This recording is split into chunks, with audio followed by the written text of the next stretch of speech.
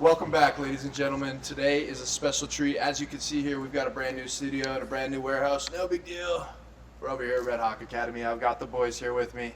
Mr. Dana White's Contender Series, An Tuan Ho, my friend. Appreciate you for coming on the show. Thank you, bro. We've also got the GOAT, Mr. MMA Lab himself, the striking connoisseur over there in Phoenix, Arizona. My dear friend, Mr. Rob, the Alchemist, Violent MMA, Violent Athlete, Emerson. What's up, guys? Thanks for having joining the me show, again. guys. Appreciate you having the time of day to come on over here to Red Hawk and check us out. Again, this is Day Tripping with Mike Music Boys. We're back for another one. Appreciate you guys coming in. Fresh off of Dana White's Contender Series, my friend. Hell of a fucking performance putting on for Phoenix. We absolutely fucking had a great time watching you and Tommy. If you want to just go ahead and debrief the fight, kind of give us your thoughts, how you were feeling before, after, how'd training camp go, things like that. Obviously, Rob, you can pitch in. Obviously, Yeah, you dude. have training camp thoughts as well. Dude, this whole camp has been like such an eye-opening experience. About 2 weeks out, everything was going pretty smooth. Weight cut was going pretty well, and then I hurt my rib in one of the sparring round, and it just kind of forced me. It taught me how to like navigate forward, even in any situation I'm in. Right, just knowing how to advance forward and keep going. And then about a week out, I was supposed to just fight a nobody. You know, he's not a nobody. He's 7-0. He's pretty well. He has a pretty good record.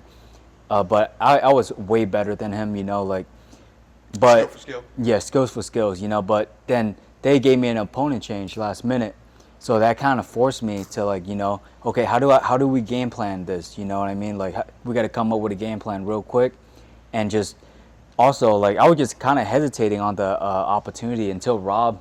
He said something. He's like, dude, like, trust your preparation. You know, like your skills is up there. You know, you can hang with anyone, and we just kind of took that leap of faith, and we say, fuck it, let's do it. You know, like Hell yeah. something I kind of reflect on was looking at the fight as a business, and then looking at the fight in a passion lens. Okay. You know, like. Yeah, absolutely. Just looking at the fight, like what I just did through a business lens, I feel like, you know, I went in there and I failed, you know, but That's an interesting thing. Yeah. From a fan's perspective, I would say you succeeded from a you business standpoint. would say so? Yeah, you put on a hell of a fight. You just drew probably the most eyeballs that you could for a fight for your career. If we're talking straight business, business, yeah, I mean, you just got the most eyeballs on a fight that you lost. But now that's your second time there on the show, and I feel like because of those two experiences, the common fans who watch Dana White may not know you, but know that you have the skills to be there. As opposed to other people who we see on Dana White's Contender Series and get absolutely blown out, and you're just like, didn't look like that guy was ready for that opportunity. Dude, I called before we even Yeah. walked out that On has the best footwork and the fucking best footwork on the card. And then I said, dude, you got the best fucking skill on the card. Let's just call it that. And he was. He had the best fucking striking, the best footwork on the entire card. And he went out there and he showed that. I think that's more important than that we got the win, is that we went out there and showcased, hey, Ang's got UFC caliber striking, but also UFC caliber fight IQ. And heart. He was able to fucking pull through and still perform that kind of performance with a fucking major injury, pulling his hamstring. And he said, you couldn't like hook the leg when you guys are Dude, against the yeah. fence because you couldn't do any curling motion. Yeah. Like that's a major muscle. Like that's a major tear in a fight is Absolutely. your hamstring. Like you need that shit. And his leg buckled twice, like in later rounds. So you Yeah. can clearly see it as a significant injury. Well, I was You know what I was mean? going to say, on that note, business-wise, I think I could just echo what Rob was saying. That's why it was successful for you business-wise. Because even though you didn't win the fight, you showed your skills and you belonged. Now, funny enough, the guy who beat you and got the decision, Dana, went ahead and had some comments for him that I'm not going to repeat. I'm not here to kick anybody down. But it was obvious that even in your loss, the skills were more impressive on one side than they were on the other. And obviously, not every night's going to be your night. It's very few that every night is somebody's night on the night of. Yeah. So I think in terms of business, as a fan perspective, we just met. Dude, business is booming for Mr. Ang. Just because Hell yeah. we took an L in the scorecard, that's any given day, right? But you showed your skills, you showed you belong, and I guarantee you'll be getting a call again. I mean, it's only Fuck a yeah, matter bro. of fact. You know what I mean? Like, Yeah. how many guys have taken a loss on Dana White's Contender Series? You see them in 3 months because they have a short notice fight and they're booked and they got to save the card type shit. You know what I mean? So, I mean, just keep on keeping on, and again, I don't want to mean long-wind this, but from a fan's business perspective, I don't see a loss there, my friend. Dude, so fuck yeah. I definitely think the trend is up for sure for you. And just kind of go ahead, Rob. And just to have test his metal against such a quality opponent as a last minute opponent. Like we had the opponent switch up the week before fight week, and fucking just won an LFA title. The kid knocks people out going forward. He knocks people out going back. Yep. The kid can fight southpaw. The kid can fight orthodox. Checks off a lot of boxes in like the striking division, but we sat down and like, dude, your fucking footwork's leagues better than this kid. Let's go fucking test our metal against his. And did just that. And this kid fucking didn't have a pot to piss in out there. He was fucking missing left and right and missing so far away. He wasn't even close. He didn't even fucking touch our boy Ang. Ang just had a cut from that fucking illegal knee. Yeah. Other than that, it was fucking effortless. I was actually gonna. You know what I mean? I'm glad you brought that up because with how fast you guys are at flyweight, you can notice those separation of distance a lot more than you can notice the separation of distance between like middleweights or heavyweights, right? Mm-hmm. Right. Buddy was hitting air. I mean, you were in and out of the pocket, hitting your angles, cutting them off when he was trying to go one way or the other. Yeah. So it was obvious to me, at least, especially at a lower weight, that your footwork was much, much better. And again, going back to the short notice, the change of opponents, the injury, just to reiterate this point even more, dude, business is booming because now Dana knows your game. Yeah. Like your game. That's what I was gonna say, dude. You coming in with a shot leg, opponent changed this, that, and the other, and you're like, has the date changed? No? Okay, I'll be there. Yeah. So that's even more. Dana loves that shit. You know what I mean? yeah. So it's literally, bro, you're right there. Like I don't mean to override this at all. I'm not trying to fucking suck your dick or nothing. But business is booming. I'm just gonna say that business is booming, and you're right there. That's a fair, that's a fair analogy. You know what I mean? for Like sure. you're right there. If anybody else is right there, you're right there with them. And obviously the skills are portraying. So congrats, man. Dude, thank you, an bro. epic fucking performance. Thank you, to brother. say the least. And hopefully you can get healthy soon and go get another dub in the Oh, weight yeah. column, and they'll be calling your name soon. So that's Looking dope. forward to that. Let me ask you this. What is your favorite aspect of MMA? Are you a passionate striker? Are you a passionate grappler? Kind of where do your passions lie in that style? I feel like my favorite thing about fighting is just outsmarting people. Just learning the little pockets of where I could do better than the other guy, or I could like slip, I could go under and for a takedown, just mixing things up, you know? I feel like chess game. Yeah, the chess game. Yeah. That's what I like about it. Hell yeah, I love that. That's why you were always saying he's good with his IQ too, because he's playing the chess game in there. Yeah, I fuck. could definitely see And that he for showed sure. how dynamic his grappling and wrestling was. Like, to have a pulled fucking hamstring, like you need that to wrestle and grapple. And so For sure. given that, he still said, and we really weren't planning on a wrestling and grappling fight. We were planning on a striking Right, fight. because you know of what I the mean? guy's So style. there's a lot of boxes that ain't checked out by going in there, dealing with a last minute opponent, and then having the style of the change fight, or the style of the fight change. And then, I feel like if he didn't have that injury, Dude. he would have like chosen when he knocked that kid out. I mean, not just he was slightly better, but Aang was leagues better. Yeah. He made that kid fight fucking to a version of a fighter that he's not, a wrestler and a grappler. And Dana recognized that. Dana recognized that kid fought his plan B, and his plan B was to fight safe and to Right. play it safe. Right. He wasn't even trying to like improve positions on the ground and get No, the finish. no. He was Like, trying to win rounds for sure. He No, didn't yeah, do he was much definitely damage. trying to bank the decision. No fuck, doubt. man. Speaking of that, so obviously you guys just got back from Vegas. How was Vegas? Was that your first time fighting in Vegas? No, that was the second time. Okay. Yeah. Right on. Fighting in Vegas. The first time was last year. Okay. Is that for what kind of card was that? That was for Dana's. Okay. Dana's white that's contender, right. yeah. That's right. You were on the, when I the fought show last Lonnie. year. That's right. I brought that up earlier. So that's the only time you fought in Vegas, though. Is Yep. Twice.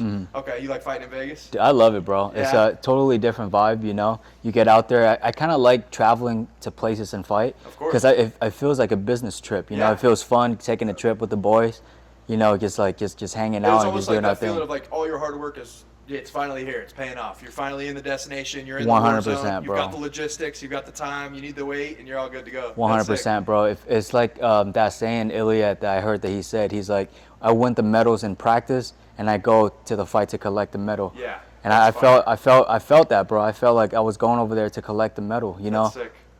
Yeah, that's really dope, man. That's exciting. So when are you thinking? I mean, how are you feeling? Obviously, after the fight, we know you have the hamstring going. How are you feeling after? You doing okay? Oh yeah, and I have the best recovery team on Hell the yeah. planet. over at Eminent Wellness. I got access to a hyperbaric chamber, red right. light bed, everything you could think of in the biohacking facility. Yeah. And right now my body is feeling a little bit like still fucked up from the fight. Of course. But I'm so confident, bro. I'm gonna be back and even better. That's awesome. Yeah, Eminent Wellness is rad. We have a bunch of our guys go down there. We were in the hyperbaric chamber last night. There's 4 of us in there fucking watching Casino, the movie Casino. Yeah. Oh, love that fucking movie. 4 of us That's a to great show. movie. That That's was cool. dope. So that's Eminent Wellness. Where are they at? They in Scottsdale? They're in North Scottsdale. Okay, dope. Yeah. And they're like a whole recovery setup. They got the hyperbaric, cold plunge, sauna, everything? Everything. That's PMF, dope. pulse machine, all of that. That's sick, Yeah. dude. So they partnered up with you guys over at the lab. You guys got some work going on over Yeah, there? they've been sponsoring me since I was like an amateur. Awesome. Yeah, We'll so definitely throw their stuff up there, man. Hell Definitely yeah. Get a shout out in there for the Eminent Wellness boys. Shout out my boy Mark Codem Jr. Mike Codem Jr. Yeah, What's Mark. up, brother? Appreciate you for viewing. Our boy Ang over here getting it. Mr. Rob, we've had a few conversations on the Confidential podcast, just chopping. I've always found it very interesting how introspective and how deep you can get onto some things. Have you and Ang ever discussed any of the alchemist stuff? Any of the alchemy? Yeah, dude, he knows all about it. He's read the book, The Kabbalion and all that, which is like what that whole like field is like based off of, Yeah. right? Just like hermetic law, hermetic principle, and he understands it. And like when you're talking about alchemy, you're talking about mankind. You're talking about mankind's potential, right? Not to even say our human potential is to say it lightly. We could just say you could say our divine potential, right? The untapped. Well, because to be man, to be born man is to be like closer to divinity than we're told, right? We're created in his image way more than just the physically, but we're created in his image mentally and in spirit. And alchemical literature goes into details of what that even means, and the power of our mind and creating our reality here. A lot of people drop that word manifestation. We talk about that, but what does that even mean? How does that work? And it's all mental. It's a mental application. And when 2 people have an intention that's strong enough, then it will materialize in this dimension and become an experience. Like a physical, real experience. Absolutely. I mean, this is So what true. all of quantum physics is based off that. Yeah. One human can do it alone and manifest things and create things from themselves. When 2 get together and set their intention, whether it be a fight victory or a world championship or some kind of business venture, it materializes. And when a group of people, a collective of people set their intention, it will manifest, it will happen. And this is by divine design. It's really cool. And unfortunately, the power structures, the educational systems, the church, our government is not doing its due diligence as far as to teach us all this and, empower us with this kind of knowledge and shit. We have to go out there and go read all these occult books and, Find it go ourselves. on YouTube and, become conspiracy theorists in order Right. to even get the knowledge and to have talks like this. You know what I Right. mean? Yeah, well, that's why, we connected right away when we started talking about that on Tim's pod. And I just, slowly but surely been listening to the videos that you send over. I ordered a couple of the books that you sent over. I haven't gotten into them yet. I just got in a new apartment, got moved in and everything like that. So it's been kind of crazy. But Right on. what would you say if you had like a straight singular reference, whether it was a book or a video, to kind of just open up the mind to the idea of, alchemy and the idea of the untapped potential that you're speaking of? Is there a simple resource to kind of open up, like a alchemy for dummies, essentially? Is what I'm asking? Yeah. You can literally go on YouTube and type in Alchemy 101, and it's my friend Avery is on there. The most brilliant human I've ever talked with. He was working over at the Los Alamos labs in New Mexico, where like all like the fucking alien technology. Yeah. He was working over there for 6 months. Told me some crazy shit. But he does a little video on YouTube. It's like 15 minutes long and explains how alchemy is just consciousness relating to matter, and how matter, this material world, this dimension, relates to your mind, and then what your mind is connected to, right? Because in alchemy, our mind, our consciousness collapses from spirit, the mind of God. And then matter, this material world, this cage, this room, this dimension, Right. collapses from mind, Right. which is what quantum physics proves. So from material matter comes from our consciousness, and then our consciousness comes from the mind of Creator. God, the Right. the consciousness of the Creator. Right. So it's like a trickling effect. So you can't take a wave and capture a wave and say the wave is the ocean. but the wave is not separate from the ocean. Right. You know what I mean? You can, the same analogy with like a Yes. ray of sun. You can't Yes. say the sun ray is the sun, but it's certainly not separate from the sun. Right. And so that's It's mankind. almost like a cause and effect all the way down. Yeah. Because of the Absolutely. creator becomes the conscious, becomes our brain, which becomes the brain, then it Absolutely. comes in the matter of physical. Because we put the thoughts that we get from the higher level, we put those into practical use and make it physical, which is the world that we live in today. That's the concept of as above, so below. Right. It's core. There's a correlation there. It's connected. And a lot of times you hear like artists or musicians or songwriters, or they call it a spell. They call it a creative spell.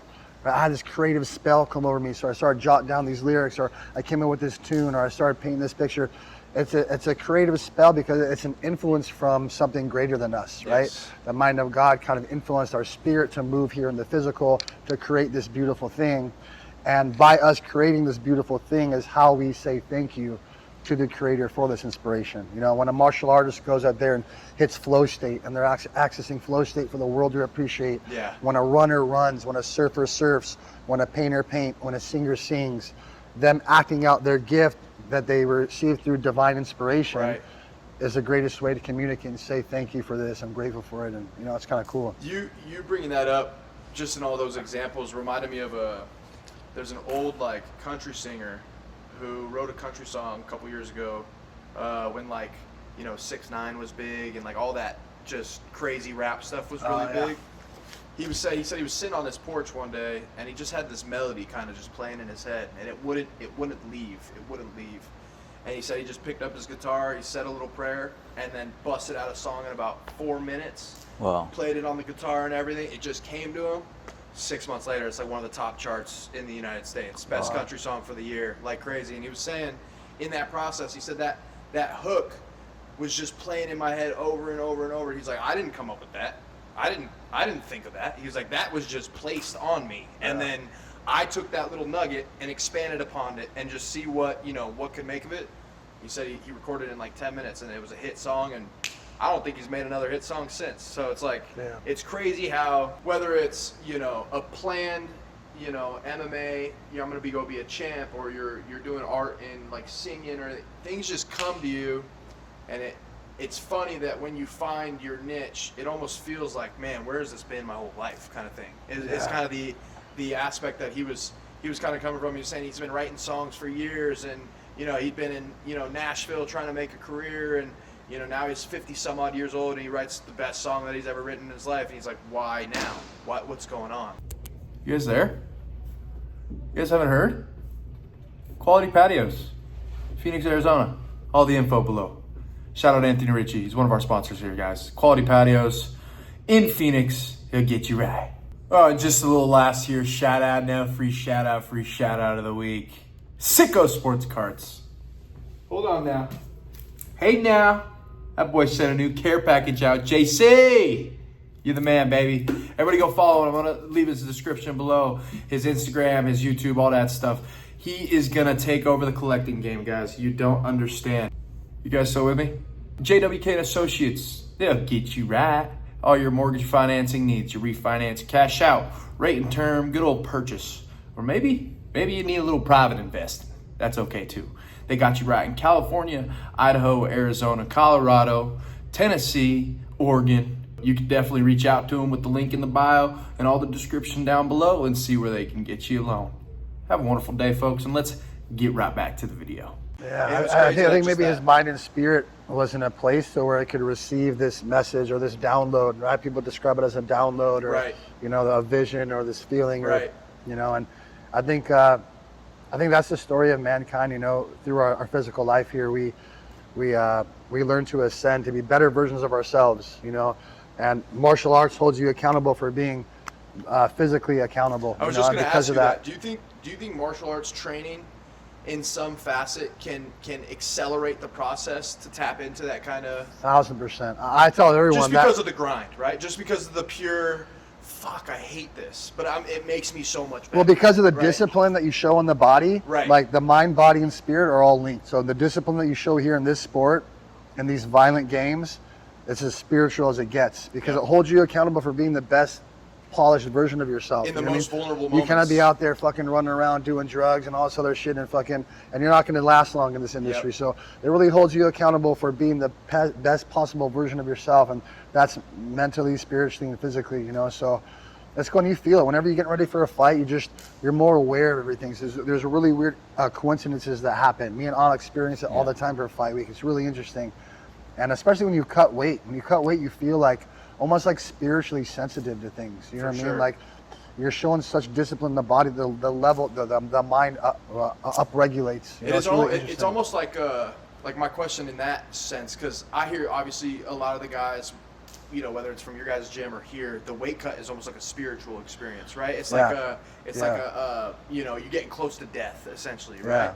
Well, even in a lot of like spiritual like literature, it says like before you go pray, like to fast, right? They say fast and then you pray. Yes. Because it puts your body in this like prime state to receive, you know, divine downloads, you know, or whatever word you want to use to describe that. Tying into that, do you think that's why our culture, at least our food culture, is so against fasting? And we weren't raised on fasting. We ate 3 square meals a day every day if it wasn't, you know, at least that. Do you think that leads me to my next question? Do you think you kind of mentioned it earlier, the school system, the governments, the religions, everything, right?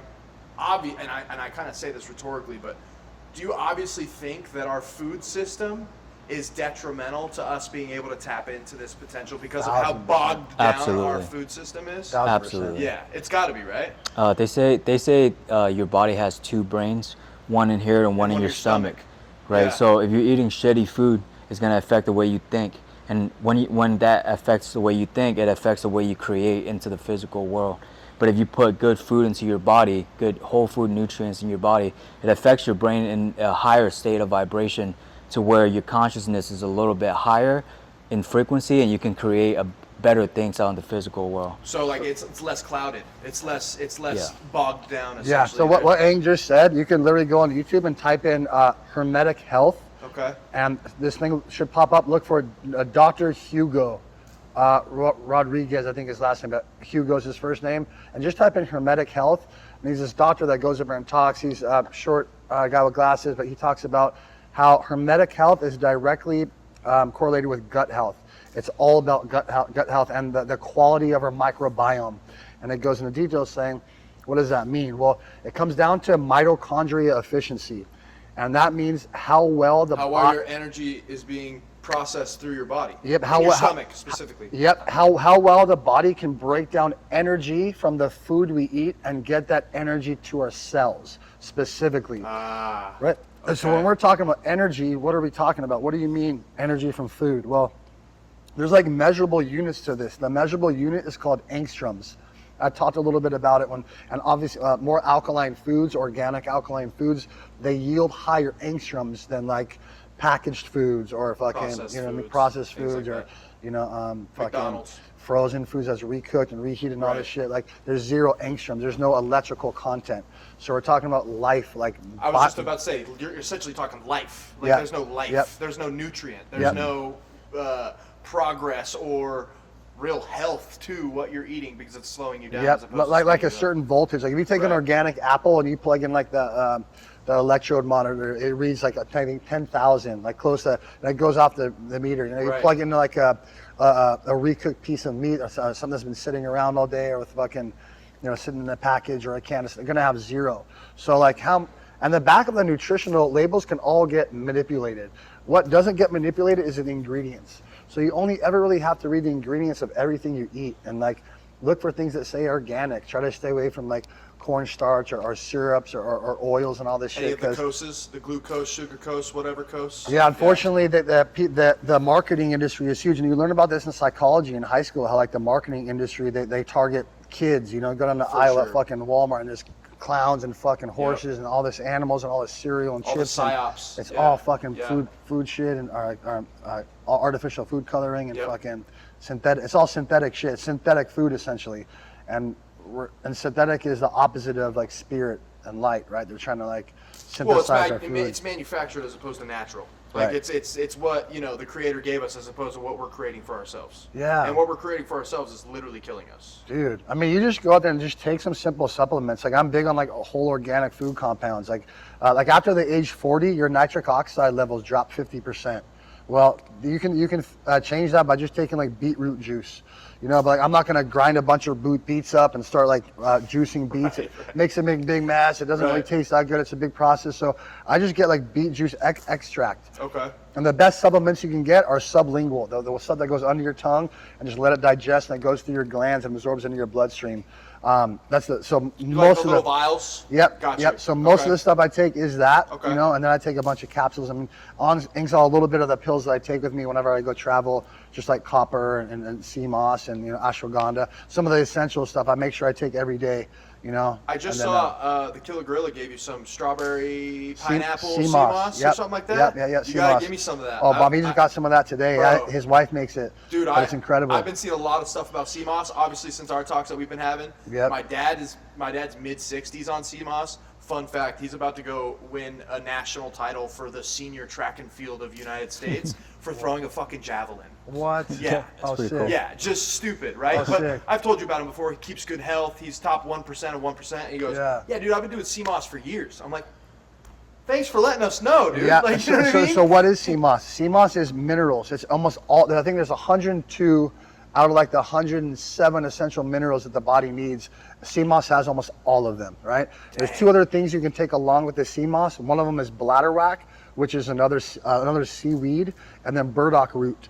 Right, and those three things together, burdock root, bladderwrack, and sea moss, are all the minerals your All body 106? needs day to day. That's sick. So that covers your minerals. Well, we also need vitamins. Right. Vitamins and minerals is the building block of the human tissue and human Right. cells. So moringa tree or moringa root has like all the vitamins you need, and then sea moss has almost all the minerals you need. So how just are you digesting this? You just blending it up in a smoothie, or how you? well, his other than your vials, obviously. yeah, Killer Gorilla's wife already makes it blended up. She grounds it. You soak the sea moss and it's like this spongy substance. Right. So they just blend it with pineapple, lemon, strawberries. They make different flavor. Okay. And then you just keep it in a little mason jar in the fridge. And you just eat like 1 or 2 tablespoons a day. You don't even need to take that much, and like just that's one serving. That's like all the minerals your body needs. So you just do it with all your morning routine of your vitamins, your everything else. You just throw it into that routine. Yep. That's And sick. it's huge, and that's by God's design. God designed for us to be perfect specimens. Like everything we need to flourish here as like divine beings, He created here for us. You For know, sure. It's not a coincidence that where there's like a toxic, poisonous plant in nature, within 25 feet is the antidote plant. And that's by design. That's pretty cool. That's how Indians. It's definitely not by accident. Right. So Definitely like not by accident. a man is a dog's best friend. Got that name because back in the day, we used to have dog. We found some herbs or a shrubbery we could eat. We have the dog eat it. Right. And if it was poisonous and got them sick, the dog was able to sniff out and find the antidote plant in the he would surrounding go eat area it. and go find it. Because and he eat would it. know. And so then we were taught as humans. The Native Americans taught us this. That's what genius. they did. Isn't that interesting? That's so Because they were genius. so in tune with the plants and this. Well, and what do we know environment. about dogs? Their smell, taste, and everything else is 10 to 50 times stronger than ours. Right, So they right. can That would make easily- sense, yeah. Right. Right. They That can makes easily sense. go, hey, let's try this. Yum yum yum. Right. Well, that shit wasn't good. Let me go find the fucking cure for this. Right. Boom, boom, boom. And then now so- you have two equal cause and pro and con right there. Yep. Like, So the perfect. plants are obviously giving out some signal too, or some emission Odor or that something, hey, spares, I'm yeah. the healer for this one. Right. Obviously, there's some kind of like Life. frequency of communication between the plants and the animals and shit, and we're just able to tap into it if we're sensitive enough to it, right? But one has to be sensitive enough to it to even like to understand that, and like we all talked about, like you become more sensitive through your weight cuts, through your fasting, For and sure. just through the discipline of pouring yourself into this sport. This sport has the highest demand out of its athletes. You ask anybody that. That's undeniable. You know what I mean? Yeah, that's like undeniable. Golden Glove athletes have crossed over to MMA, D1 wrestlers, Olympic wrestlers, like kickboxing champions, Taekwondo champions, and they all say that this is the most physically and mentally demanding demand they've ever had on any sport is, mixed martial Well, arts. I think that makes logical sense just because you have to be good everywhere because the athletes are now good everywhere. Like, along with the sport growing, the athletes have grown. You know what I mean? Right. And this is no disrespect to any of the old cats back in the day, but You had guys like, just the fight we talked about earlier, the Forrest Griffin and Stephan Bonner fight. Respectfully, they were great for their time. They probably get mopped by a top 15 light heavyweight nowadays, just because the sport, the skills, and everything that has evolved so much through that. Right. That totally makes sense that this is the hardest you have.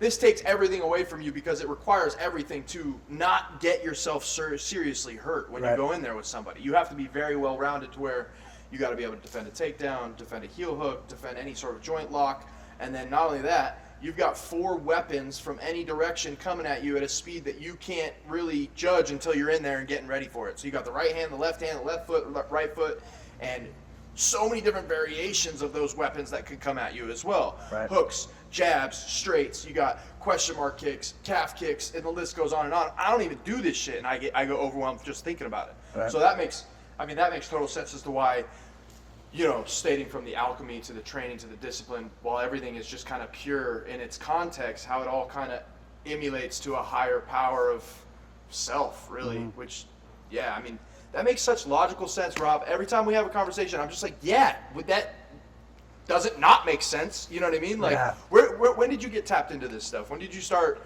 really opening your eye into this higher potential? I'd say like 10 years ago. I just kind of was pursuing it as a fighter. You know, I was always really interested in just like human potential. I think Angus too. He reads a lot of books, and he's an intelligent athlete, and just pursuing, reading performance books, and I wanted to read about flow state and how to access flow state. And I even talked to like sports psychologists about this. Back when I was in the UFC, I was talking to this one sports psychologist who was like world renowned, and I was working with House and all them, and I remember they found out the sports psychologist for me to communicate with, and he worked with only combat athletes. It was really interesting. Oh wow! So he even had his own niche. Wow. So he worked. He was like, I want to work with these guys. Oh, he worked with like Mayweather, Pacquiao, GSP, like the top combat athletes in the world. That's sick. And so I had the privilege of communicating to him through like emails and shit, and like downloading and stuff off his website and articles he wrote, and all of it came down to flow state. Well, what does that mean, and how do we access it? Well, to access flow state means you have to be present. You have to be in the present now, right? You can't be existing in the past or the future. You have to exist in the now. Yeah. And just like we talked about this last fight, man, just go out there and enjoy it. Enjoy the warm up, enjoy the hand wraps, enjoy the fucking walkout, enjoy everything. And On went out there and really just enjoyed himself. And you can tell by the look on his face. And because of that, he was able to access flow state, and just that kid wasn't even able to touch him. Yeah. And that really is such a cool thing. You see Sean, he's able to go out there and just access flow state, and the world gets to sit back and eat popcorn and enjoy. Fuck, that's what flow state is, and just fucking pimping all these guys, and just, it's really, really cool. And this violent game, this violent sport, and able to hit flow state is a very special, coveted thing, and it's not everyone can access it. Right. There's like a 1% within MMA that can access flow state, especially on demand. Well, and I was going to say MMA is already the 1%. I mean, you guys are already the 1%, so it's the 1% of the 1% that can access that flow state, which is selectively not that many people, which is insane. The best example I have, and I might be a little biased here, of the flow state is Shug versus Aljo. 8 minutes and it was over. Yeah. It was. I mean, Aljo got to the positions he wanted to get to, but Shug was just in that flow state. He limp-legged out, got off the cage, gave him a little 1-2, checked the kick. First round kind of settled in, and then that, whatever it was, freaking 2 minutes. I don't even know when he knocked him out in that second round. But that Shug, for that 2.5 minutes, is the most calm, dangerous, scary, eerie, just flow state. He wasn't being beat that night. He was not being denied that night. He was not going to be denied. Right. And it obviously manifested in the biggest fucking moment in Boston in the Garden, and that, bro, that place erupted. So you talking about the flow state and everybody just kind of having their popcorn, that was me up in the 37th row, just like, oh, he's gonna do it.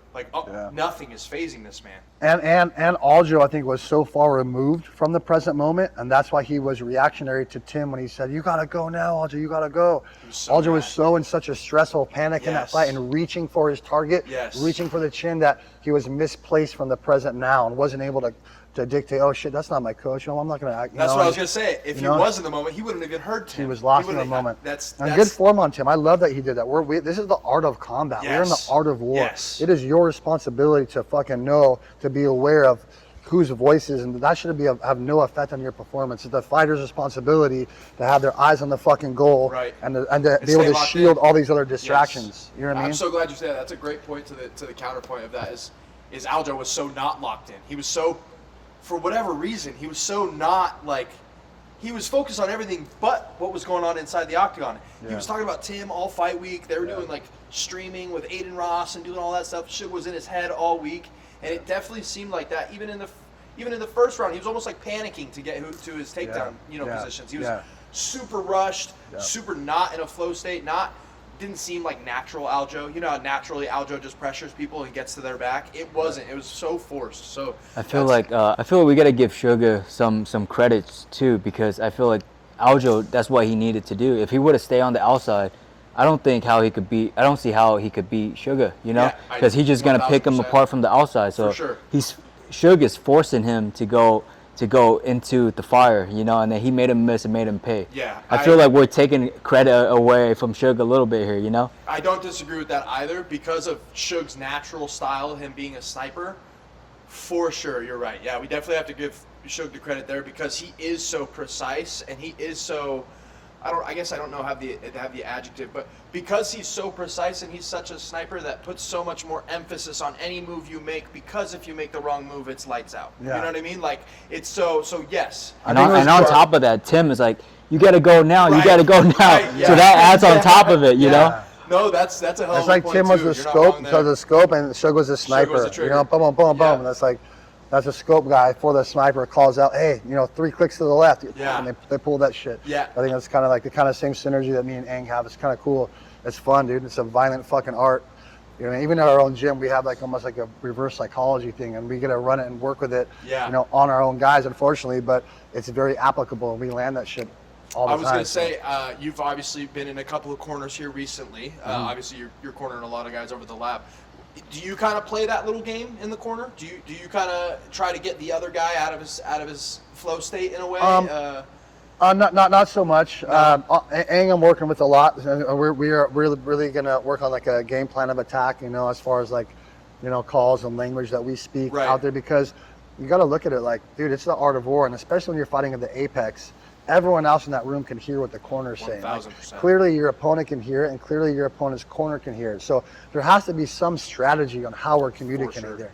It's super fucking important. Especially if everybody understands the same language. Obviously, you have an advantage if you're only the only one speaking Brazilian or speaking whatever it is in Absolutely. there. And it matters more at the apex where there is no audience, where it's fucking 1000%. dead quiet there. Yeah, You heard how quiet it was walking out in there. an arena, you could be drowned out by the crowd. Right. In the apex, where it's on top of each other, we hear you guys both sides screaming, whatever it is. You can hear everything. Right. So most of the guys, I try to just give them confidence, right? I think the main thing is try to stoke the fire, to let that fire build, to fucking burn and do its job. In between the rounds, I think giving positive affirmations on things they did to kind of keep them in the fight. If there's little details that need to be corrected, okay, but that moment's already gone, so let's not cry over spilt milk. Right. Let's usher this fire, keep the fighter feeling confident. Hey, this is working, that's working. Let's maybe tweak this a little bit. Watch out for that, and just send little suggestions. You know what I mean? Yeah.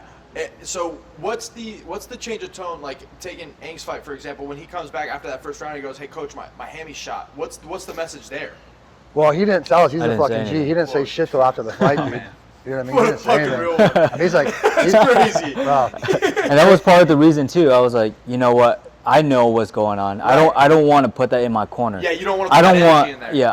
I didn't want to put that energy in Oh there. my God, the minuscule decisions in that high stress situation. He's fighting with a torn hammy or whatever. He's like, I don't even want to stress my coaches out. Nah, fuck that, because we don't need it. Crazy? That's not even. We don't even need to think about that right now. Right. That's like when GSP's coach, he came back and he said, I think I broke my arm. He goes, I don't give a fuck about your broken arm. No, he would say, I broke my groin. Yeah. I pulled my groin, coach. Hit him with your groin. You hit him with your groin. Yeah, exactly. That's crazy, man. That's insane. So going back to your fighting and your kind of career path here, do you take more confidence out of your losses, at least the last two that you've had on Dana White's contenders? Do you take more confidence back going into making another crack at the UFC? Like how do you, I guess what I'm asking is, how do you deal with your losses? How are those weighing on you? How does that weigh on you as a high level athlete, obviously? I just have that mindset. My mindset is just going in there, just outsmart the guy, And if I win or lose, I take my loss as if like it's not really it's my lack of abilities per se. If I lose, I just look at it as I have room to grow. Yeah. 100%. And there's a good quote. It says circumstances do not make or break the person. It only reveals him to himself, right? So like for me, what that reveals to me, my last fight was I got the championship qualities. You know, I took the fight on short notice against a number 1 seed in the Ultimate Fighter. Check. Boom. I took that while I had the rib injury, which I forgot about. You know, remember we were talking about that? Yeah. You know, so that forces me to be like, okay, we gotta have courage here, you know? Yeah, like if I wanna be a UFC champion, I gotta prove to myself I can hang with this guy. Right. You know, and that's another piece of courage. And then going in there and fighting with a torn hamstring in the first 30 seconds, it shows me like, okay, I gotta be smart. Not only do I have to have courage, take risks, now I gotta be smart and fight well, you know? While And hindered. while injured. Right. Yeah. Right. And I just look at it through that lens. Like, okay, I didn't lose. I mean, I didn't get what I wanted, which is the contract, but I got what I needed, which is the quality that I'm seeing in myself. Well, now it's the confidence, the experience, the checking the boxes in your own head to say, okay, well, I could do this on short notice with a rib injury, tear my hammy in the first 30 seconds. And I can still fight. And I can still fight. And on top of that, he don't even want to fight on the feet with me. Exactly. He don't even want the smoke with the torn hamstring. Yeah. He's going to have to go and grapple and do what he needs to do to point fight and get the decision. Uh-huh. And, well, that's awesome, man. Obviously you got our back. We've got your back. Obviously, the lab's got your back. We're excited to see your next fight here coming soon. I'd imagine maybe end of the year would be a good time. I'm trying to get something by the end of the year Yeah. or like early next year. Yeah, I was going to say first couple of months of next year. Probably locally or back in Vegas, or what do you think? I'm not sure yet. Yeah, not sure. Yeah, I think by December you'd be ready to go. Yeah. In October, November, let's Yeah. get back in camp. I think by December, sure, get something going. I think so and then too. that way your first fight of next year will be in the UFC. I think so You know too. what I mean? Yeah. That's not a bad start to start in the UFC next year on a fresh slate, too. What about you, big dog? Are you retired from the game? Are you officially Fuck, I think so. retired from the game? I think so. Now with all the injuries I've gotten in my shoulders and shit, yeah, fucking, I don't think I can compete anymore. No I more? fucking, yeah, too many injuries and shit over the years. And you're traveling all the time with all the boys. You coaching pretty much every Yeah. other weekend, it seems like. So Yeah, I haven't sparred and stuff in a while, and just I tore my subscaps. It's pretty important part of the body. I'm torn sure. both of those, and so yeah, I think I'm not able to compete anymore. But I'm finding just as much fun with these guys and athletes like Aang that are pursuing like their psychological development Yes. as well as their skill. Right. It's fucking awesome, dude. And to be around like violent minds like his, and that are just passionate about articulate violence, you know, at the most elite level, dude. Like, it geeks me out, dude. That's the fucking coolest shit in the world. I think this is the coolest fucking sport in the world. I think the athletes are the most real, coolest kind of people, and it just holds you accountable to be the most developed mentally and physical version of yourself. Well, and you still got to stay locked in for your guys. I mean, at the end of the day, you still have the edge essentially in the fight game because you're still taking that risk, coaching these guys and showing them the angles and doing what they need to do. And if at the end of the day, if you're wrong about something, that could affect the fight. So that definitely makes sense. That's dope that you kind of get to. I mean, it's cliche as we get older, right? We get wiser and we get to use our mind to kind of fulfill that. It feels like you're kind of in that space right now, being able to pour your cup into the other guys and kind of grow. Yeah. And so yeah, it took them a while for me to be comfortable to come to terms with that, dude. I'm 44 now, though. You know, my last fight, I think I was 41. But yeah, fuck, my body still wants to fight. My mind still wants to fight. You know what I mean? I'll crack a motherfucker real quick on the streets. I did not too long ago. But anyways, you know what I mean? But, you know what I mean? I don't know. But the body's, I don't know. The heart and the passion is still there. So it's cool just to let to live through these guys. And I was going to say that through your content. I mean, you've had a couple different Instagrams out, but we've always stayed connected on it. I could tell, I mean, based off of just other coaches that I see online or other like schools or even jiu-jitsu programs and stuff, you can really tell you're putting your blood, sweat, and tears into these guys. One, by the way they're performing, but two, just the kind of attention to detail that you're putting in the videos that you're putting out. Like I see the clips that you put out, whether you're, you're holding pads for somebody or, it's a wrestling day or whatever. It seems like you're always in the gym, which is really cool, and you can tell that you're putting it. What you gain from the sport, you're trying to put it back into, which is really cool. And obviously, kudos to you. I'd love to get some training in if you don't mind. My hands are nothing. I shouldn't say that. I'm a 8th grade Gold Glove Southern California boxing champion. Fuck, there you go. 2-0 in the middle school division. Fuck, So say that shit proud. yeah, you know Fucking- what I mean? Hell yeah. So I'm also the Jobin champ here at Red Hawk Academy. yeah. Never Yeah. forget about that. So, Fuck yeah. Love we that. did an all white belt jiu-jitsu tournament like a year and a half ago, and I No had to take shit. it home. You know what I mean? Had Fuck to take it yeah. home. Still got the belt at home, hanging up on the wall. Fuck yeah. I might get a little fucking, you know, we might put it right above Suge's belt here Oh, yeah. and get a little frame for it. That'd be sick. What do you guys got for the rest of the weekend? Anything special? What are you guys doing? Saturday, man. We're gonna go get some girls, bring them back. That's right. You know, get a little Let him tipsy. cater that hamstring. You know. Yeah. Yeah, he's pretty aggressive about his rehab too. Like just as much as he's in the gym, he's an eminent fucking what, like every day at least. Yeah, I've been He's going fucking- every day since I got back, dude. That's crazy, crazy. They have dude. the leg sleeves over there too. for Yeah, the- everything, bro. They have the Everything you can cryo think machine, of. Yeah. like, literally everything. That's sick, It's like man.